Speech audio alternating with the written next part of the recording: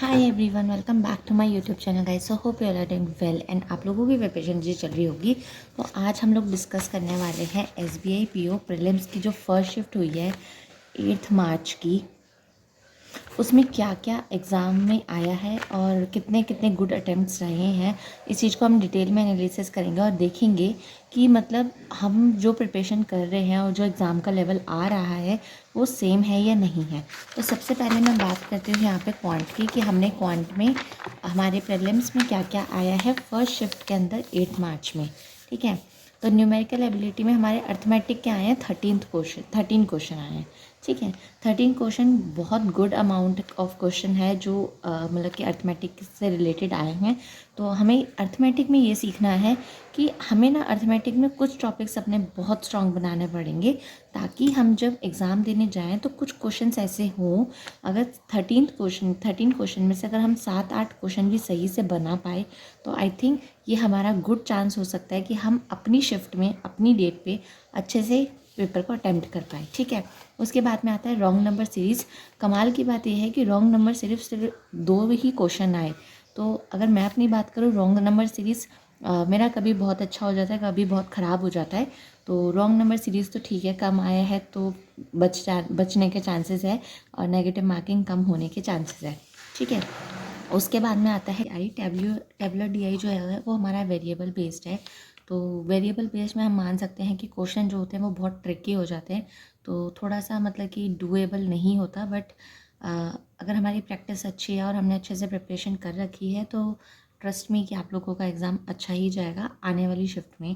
तो tabular DI में हमारा ABC 4 पार्ट दे रखे थे, मतलब कि 4 सेक्शन, जिसके अंदर 4 फ्लोर थे। पब्लिक सेक्टर और प्राइवेट सेक्टर का डाटा दे रखा था। हमारे 6 क्वेश्चन आए थे। आप लोग देख सकते हो इस बार एसबीआई ने अपना पैटर्न चेंज करा है, तो जो नंबर ऑफ़ क्वेश्चंस उसने दिए हैं उसमें भी बहुत फ़र्क आया है। इस बार ही हम कह सकते हैं कि हमारे एग्ज़ाम का लेवल जो मॉडरेट लेवल पे रहा है। ठीक है, तो इसके गुड अटैम्प्ट्स मैं सारे सब्जेक्ट्स के लास्ट में बताऊंगी। ठीक है, उसके बाद में हम बात कर लेते हैं रीजनिंग की। ठीक है, कि रीजनिंग में कौन सा क्वेश्चन कितने मार्क्स का आया, क्या वेटेज रही है।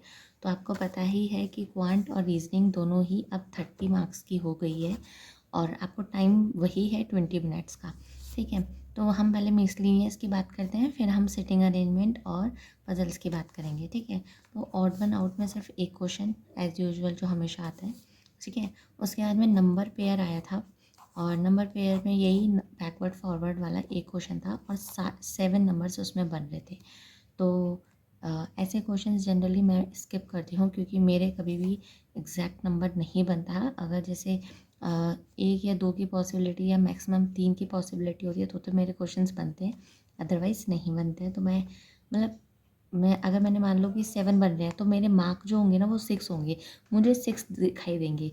और या फिर मुझे 9 दिखाई, मतलब 9 तो कभी जाती ही नहीं हूँ, 7 पे 7 एग्जैक्ट पे मेरे को वो नहीं आता, कॉन्फिडेंस नहीं आता, मतलब किसी भी नंबर पे। तो ये जनरली मेरे लिए मुश्किल हो जाता है, बाकी जिसका अच्छा है उसका तो अच्छा ही है। उसके बाद में सेलॉक्स के 3 क्वेश्चन आए हैं।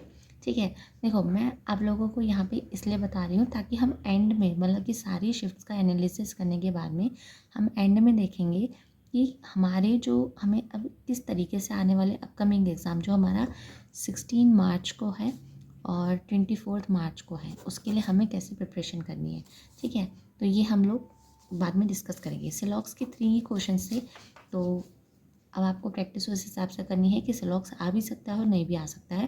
बाकी हम आने वाली शिफ्ट में देखेंगे कि उसमें सिलॉक्स की पॉसिबिलिटी थी कि नहीं थी। ठीक है, उसके बाद में सेटिंग अरेंजमेंट में पैरेलल रो वाला आया था, 14% थे। तो मॉक्स में आप लोगों ने देखा होगा, अब जो क्वेश्चन आ रहे हैं रीजनिंग के अंदर, उसके अंदर जो पैरेलल वाले आ रहे हैं ना, पहले आते थे टोटल 8% है, 4 बैठे हैं, या फिर 5% है, 5% है या 6% है, तो इस तरीके से। लेकिन यह 10% है, लेकिन अब जो पॉसिबिलिटी आ रही है रो में बैठने की वो 14 की आ रही है, मतलब 7 की पॉसिबिलिटी दे रहे हैं ताकि हम क्वेश्चन को थोड़ा लेंदी कर सकें। ठीक है, और वेरिएबल बेस्ड है। तो आप लोग ध्यान रखना कि अगर आप रीजनिंग की प्रिपरेशन कर रहे हो और आप चाहते हो कि रीजनिंग से आप अच्छा स्कोर कर पाओ, तो जितनी भी सिटिंग अरेंजमेंट पजल्स वगैरह है उनको वेरिएबल बेस्ड पे करना, ताकि और आसान हो जाएगा, हमारी प्रैक्टिस अच्छी हो जाएगी तो हम एग्ज़ाम में भी अच्छा ही कर पाएंगे। तो 5 क्वेश्चन यहाँ पे हैं आपके सिटिंग अरेंजमेंट की, ठीक है। उसके बाद में बात करेंगे पजल्स में। पजल में डेजिग्नेशन बेस्ड है, 9% है, सिंगल वेरिएबल रख रखा। तो जैसे मैंने कहा था वेरिएबल वाले ध्यान से रखना, इस बारी वेरिएबल वालों की प्रैक्टिस अच्छे से करना। 5 क्वेश्चन अगेन वही। फिर आया बॉक्स बेस्ड पजल था, 9 बॉक्स थे, 5 क्वेश्चन सेम वही। फ्लोर बेस्ड पजल 7 फ्लोर्स थे और विद कलर्स के साथ में, मतलब कि वेरिएबल हो गया ये तो, ठीक है। इट्स अ वेरिएबल बेस्ड, यहाँ मैंने लिख रखा है। उसके भी 5 क्वेश्चन। तो और टेबलर और कैटेगरी पजल थी, 7% थे, colour based, again variable based, 5 question. तो आप लोग देख सकते हो कि पजल और सिटिंग अरेंजमेंट में कितने मार्क्स लिए, 5, 5, 10, 15, 20 और 25। तो 25 मार्क्स का हमारा ये सीधा सीधा रहा, ठीक है। 25 ही हुए हैं, 5, 10, 15, 20 और 25, ठीक है। और 5 नंबर की 3, 4, 5 नंबर की मिसलेनियस। तो अगर आप सोच रहे हो कि हम पजल छोड़ देंगे और सिर्फ मिसलेनियस से कर लेंगे, तो फिर शायद आपके 30 में से 5 मार्क्स ही आ पाएंगे, ठीक है। तो ध्यान रखना है कि हमें पजल्स की बहुत प्रैक्टिस करनी है विद वेरिएबल्स, ठीक है। उसके बाद में ये मैं आपको बताइए, टोटल 30 क्वेश्चन हैं। अब आती है बात इंग्लिश की, कि इंग्लिश में हमारा क्या रहा, कैसे रहा। क्योंकि इंग्लिश जो है अब हमारी 40 मार्क्स की हो गई है। अब तक के बाकी सारे एग्ज़ाम में 30 मार्क्स की थी, लेकिन इस बार एसबीआई ने पीओ के लिए अपना पैटर्न चेंज कर दिया। तो आरसी आया है, नॉर्मल स्पोर्ट्स बैटिंग से ये ऑनलाइन पॉकर के कुछ था, उसके अंदर आया है।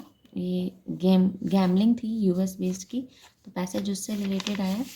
उसके बाद में आया है सिनोनियम एंटोनियम आया है, लॉन्चिंग, वाइज, इंगेज।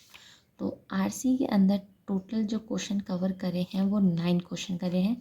जनरली इससे मतलब कि पिछले साल के एग्ज़ाम देखोगे आप और उसका एनालिसिस करोगे तो 7-8 क्वेश्चन रहा है आरसी का, बट इस बार ही 9 क्वेश्चन रहे हैं। फर्स्ट शिफ्ट के अंदर एरर स्पॉटिंग 7 क्वेश्चन रही है। हमेशा 5 क्वेश्चन 4 क्वेश्चन पे अटकती है, लेकिन इस बारी 7 क्वेश्चन रही है। क्लोज टेस्ट के 6 क्वेश्चन रहे हैं। Double fillers 5 question, match the column 1 question, word phrase replacement 5 question, para jumble 4 question and word rearrangement 3 question.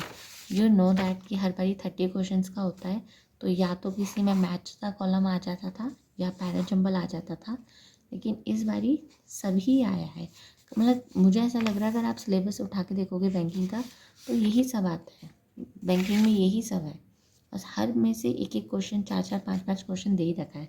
और टोटल 40 मार्क्स का अगर मैं इसके लेवल की बात करूँ तो ये मॉडरेट रहा, मॉडरेट लेकर चलेंगे इस बारी तो, क्योंकि 40 क्वेश्चंस थे तो पता नहीं एक्यूरेसी क्या रही होगी बच्चों की, ठीक है। तो ये हमारा इंग्लिश का सेक्शन था। अब करते हैं गुड अटैम्प्ट्स की बात। फर्स्ट शिफ्ट के अकॉर्डिंग इंग्लिश में जो गुड अटैम्प्ट्स रहे हैं वो 23 से 30 रहे हैं, ठीक है। इसलिए मैं कह रही थी मॉडरेट लेवल का, क्योंकि अब आप लोग देखोगे 40 में से ओनली 23-30 का रेशो बन रहा है। तो वैसे बुरे नहीं है, लेकिन फिर भी अब इनमें भी तो डाउट है ना कि एक्यूरेसी क्या रही होगी। और क्वांट में हाल देख लो 6 से 10 तक का, और किसी किसी शिफ्ट में अच्छे अटैम्प्ट गए हैं, लेकिन फर्स्ट शिफ्ट के अकॉर्डिंग ये इनका बेस्ट रहा है। उसके बाद में रीजनिंग एबिलिटी 17 से 23।